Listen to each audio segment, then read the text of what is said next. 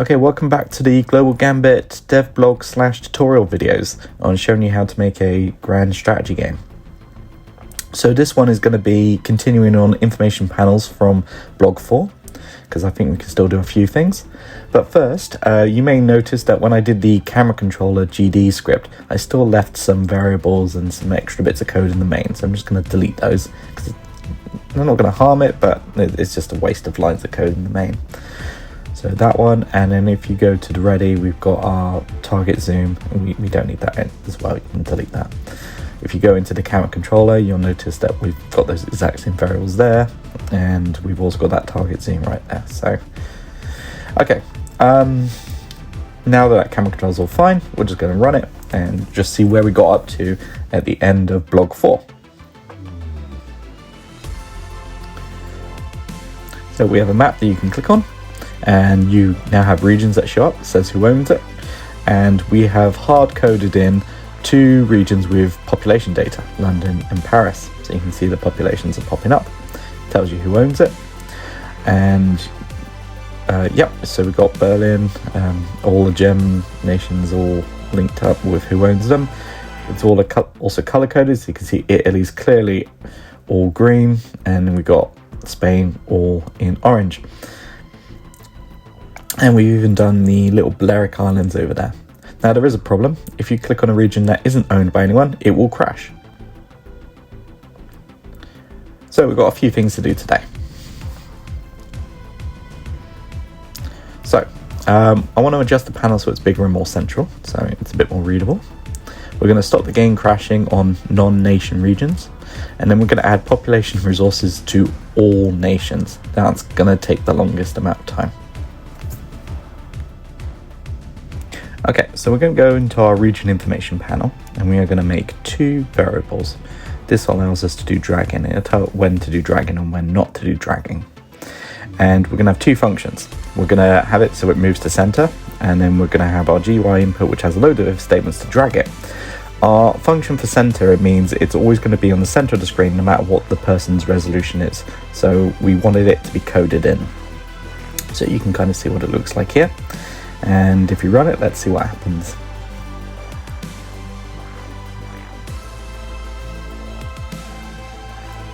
Okay, I click a region, and yes, it's centered, and yes, you can drag it, but now we can't see anything. Right. Okay, that does that for every region. Okay, that's not helpful. Okay, looks like we're gonna have to add a bonus objective for today then. So we are it's bigger and it's more central, yes. We are able to move the panel around, yes. We need to make the text readable. Okay, so that's going to be next. Okay, first we're going to delete a line of code in our region information panel, which is there, that modulate. We're just going to get rid of that. We don't need it. Basically, it was trying to add a transparency to the panel, but it seems to be affecting the text now that we've centered it. So if I remove it, let's see what happens. Okay, good. We can read our text now. Great. However, the panel is still transparent, which means it's going to be a little bit tricky reading the text if we're over a very cluttered area. The button still works though, and the dragon still works. Right, so what we're going to do is we're going to add a child node called a color rect. So there you can just find it, and I'm going to put that above the VBox container, so everything below it should be that color. When you click on the node, there's an inspector on the right, and we're going to set that color to a nice shade of black. That should then work nicely with the white text. And then under layout, we're going to set our anchors to full rect. So all of that is in the inspector panel. No code required. Right, okay, so that's all set up. Let's have a look what that looks like.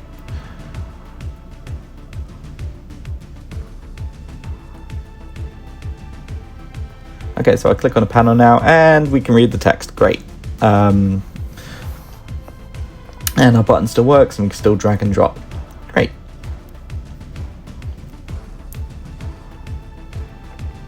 Now, if you do have an issue with the drag not working at this point, you can go to mouse and then just set the filter to ignore. Sometimes the the color rect could interfere with the actual left mouse clicking, but it's working for me, so I'm just going to leave it. Okay, next up, we're going to stop the game crashing on non-nation regions. Okay, so what's actually happening?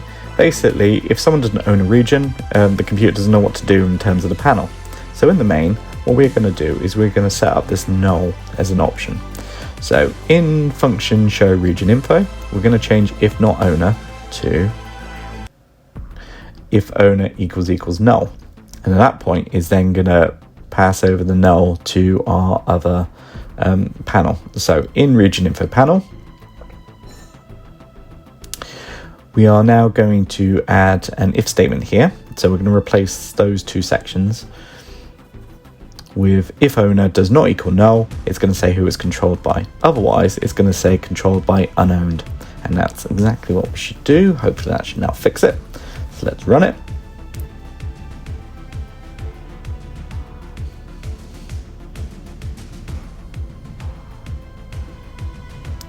Okay, so we click on a normal region. Okay, that's working. Good. Still hasn't broken anything, which is always something I'm a little bit careful of. Okay, let's click on Germany. Still working. And then let's click Gdansk, which is not owned by anyone. And it's working. And there's Reykjavik. Perfect. Okay, so it's no longer crashing on non-ownership.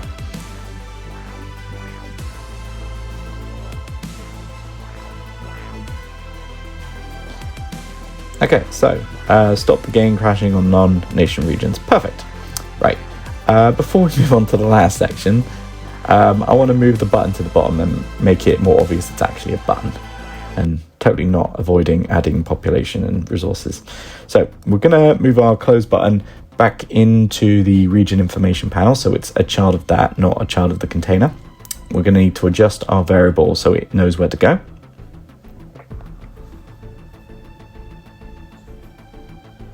We can set up what it stands for there, so I'm just going to put in the word close, and what I'm going to then do is look for layout, and in layout I'm going to use the anchors and set it so it's bottom wide, so that means it will cover the entire bottom of that panel. Hopefully that was nice and easy. So let's run it now.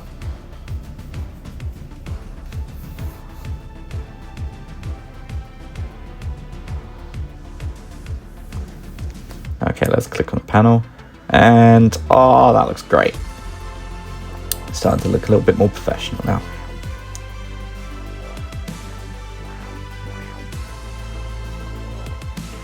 Okay, so we've moved the button to the bottom, make it more obvious.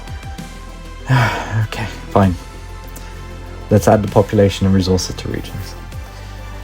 Okay, so to add population and resources, we need to go back to where I made the original JSON file. So if you don't know how to do it, you can watch the next bit. So here's my entire map with unique colors for every region in Photoshop. I'm then going to open up Notepad. Right, a JSON file stands for JavaScript Object Notation. It's basically a really easy way for a programmer to read stuff, and it allows us to store stuff. And it's kind of stored in a way that if you were doing Python, it's referred to as a list, or in most programming languages, you can kind of refer to it as an array. So I've got my two curly brackets, one at the top, one at the bottom. Set my color between two speech marks, separate it with a colon, and add another two speech marks for region. And then I separate that element with a comma, and then I repeat the same for the second one. So now we're going to zoom in, and we're going to show you how I did London and Manchester.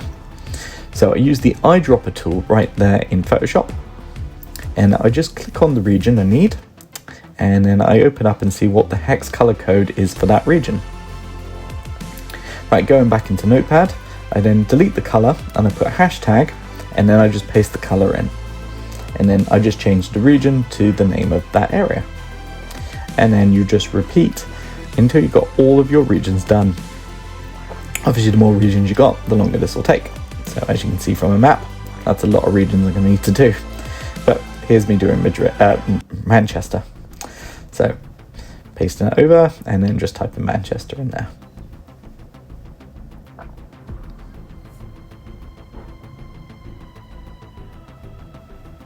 Right, now to save as a JSON file, we're going to change the type to all types, and then we just come up with its name, and then we just put .json at the end.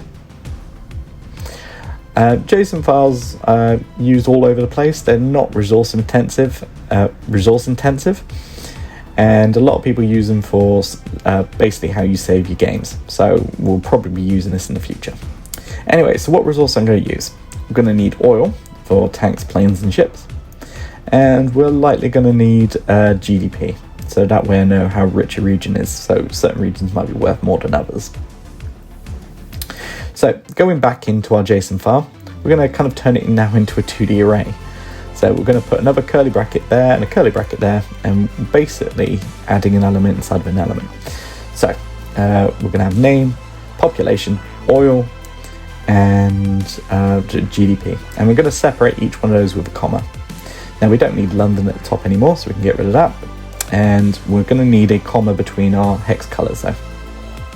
So we know to separate it from outside elements from the inside elements.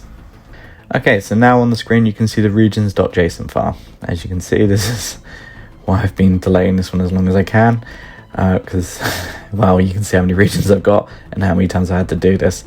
So yes, I have gone through and looked at the populations for so many areas. There might be some mistakes. But the point is it's all done, which is great. So now we can link it to our code. Okay, so with the JSON file made, we're now going to try and link it to our code. So in the main, what we are going to do is we're going to go to our function unhandled input, and the bit that we need to focus on is our hex color in color to region. But just so you give a context of how big the unhandled input function is now, there you go. The only bit we need to focus on is that bit right at the bottom. So to make this easier, we're just going to zoom in on line 114. So here we go. So we've got 4 variables, one for population, one for GDP, one for oil. And what we are doing is we're setting them to integers. For GDP, I'm setting it as a float, then cast it as an integer. And for oil, just float would be enough because the number's quite small. And then we've got this other function called show region info by color. And we've got those variables in there again. So we've got the population, GDP, and oil. The same casting that's being applied. Okay, so how do we get this on the label? So we're going to now need to go into our region info panel. And the function we will want to go into is the show panel one. So notice it's still got the hard-coded data of the population for London and Paris. So we're going to need to delete all that because we're not storing it there anymore. We'll still keep that same if statement, but the only bit we've really added is the extra info label text. So now we've got population with a bit of concatenation to that variable. In the same way that we've done the same with oil and GDP. We're even using a line breaker there so it shows up on a different line. So now you can have a quick look at what the region info panel looks like overall.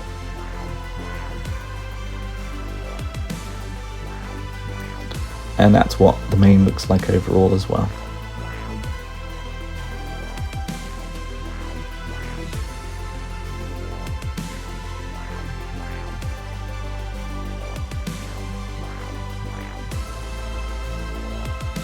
I think you're starting to see why I removed all the camera code from the main. Right. Okay, so let's test it and double check that this works before we finish for today.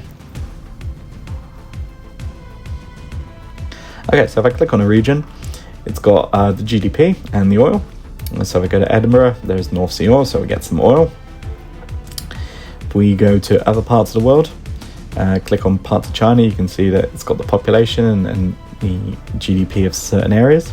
If we go to Tokyo, you can see it's got a ridiculous GDP. I'll have to balance that later when we get to gameplay testing. You can see that there's a little bit of oil in Algiers. But if you go to Tripoli, it's got a lot of oil. Okay, so back to our goals. We've added population resources to regions, we've added oil, and we've added GDP. And I think this is pretty much where we're going to end it today. So thank you for watching. If you would like to look at the code, it's in the description. Like and subscribe. And if you have any questions, feel free to ask them in the comments. So I will see you next time.